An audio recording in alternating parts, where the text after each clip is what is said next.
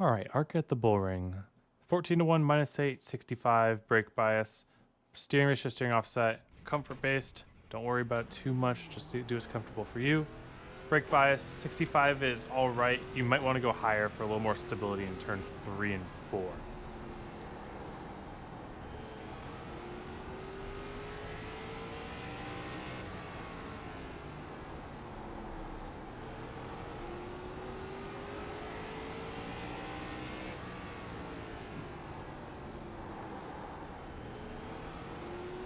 All right.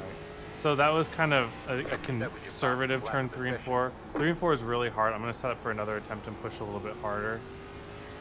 3 and 4, you can lose grip extremely easy if you are just putting a little bit too much wheel into it and go a little bit too hard on the throttle. You have to be right on the line in 3 and 4.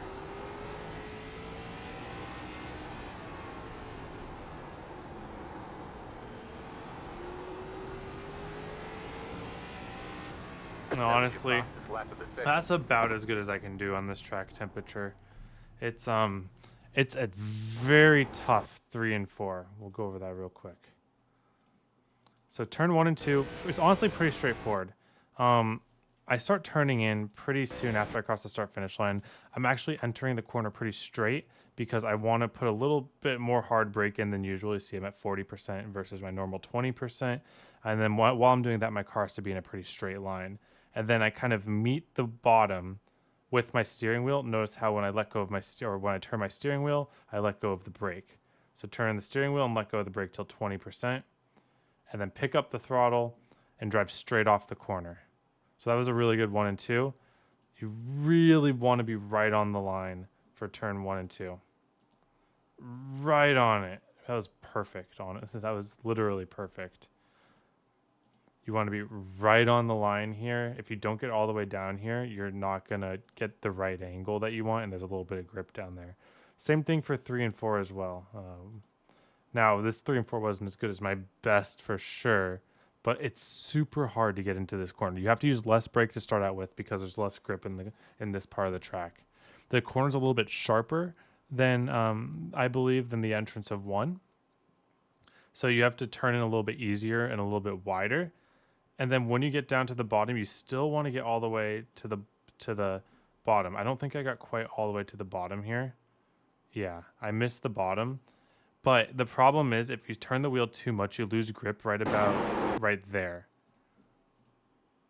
And you can see I lost a bit of grip there too. So as you're getting into the corner, you have to start early enough to where you can get to the bottom, not hard enough so that you don't disengage your right rear tire, and you have to brake it like the perfect amount so that you land right on the line. There's another 1/10 in there if you can do that. That's how important that is. I'll try to hit it a couple times in race pace. It's a lot easier to do it in race pace. You're just not going to go quite as fast overall than like trying to push for hot lap. So we'll talk about that a little more because the long run line is pretty much the same as qualifying. These tracks tend to be pretty single groove in the ARCA car especially. It's all about just making the bottom and not overdriving corner entries. So I'm going to just ease it into the bottom, really land it on this bottom. So I can take the shallower and keep this kind of on with the brake down there. And you see I don't have quite the drive off, but it was like pretty comparable to what my hot lap was.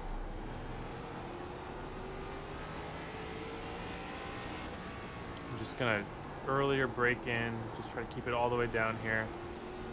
And you see how I kind of parked it down there so it's not particularly faster, but it's like very consistent comparatively and smooth on the tires, not overheating your tires. Last thing you want to do is be spinning out, sliding your tires because that multiplies the heat. Like this is what you want for race pace right there. You're just giving up a 1/10, but you're not doing anything bad with your tires. And it's just consistent. I'm just going to brake earlier, going to enter the corner a little straighter, keep the car just right on that line. That's very good. Very, very good. And you notice that like you can kind of do all this without ever going up to the wall. In fact, going up to the wall I found kind of screws up my rhythm.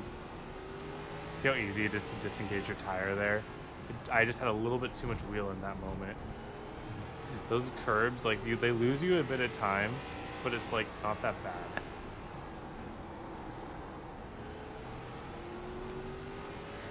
As long as you can get the car to just settle right on this bottom here,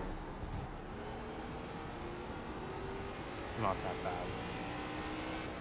I'm probably honestly even wearing a bit more right front tire than my right rear, but the right rear is so important in 3 and 4 that I'm just like not really even worried about my right front tire.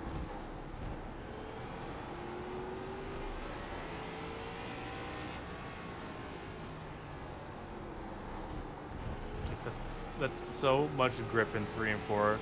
Let me show you an example of what you'll probably see when you try this combo out.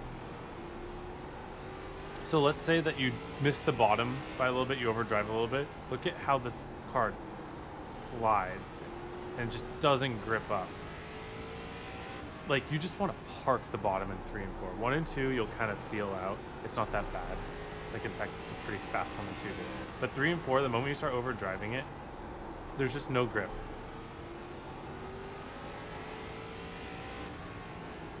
Oopsie. My ear's itchy. You didn't need to know that. See, so that it's, even though it feels like we're driving the car super tight, we're keeping the tires cool and we're prioritizing the right rear over the right front, even when we're not trying to. So the moment you start hanging out this car too much, it's going to get wild on the right rear. So try to keep the car engaged the whole way. Easiest way is to keep it on the bottom, keep it really on the line. You can hit those curbs and not have to worry too much about it, and it doesn't super upset the car. You might just go a little bit slower. All right. Thank you all for watching. Hope you have a wonderful day. Hope to see you all on the track.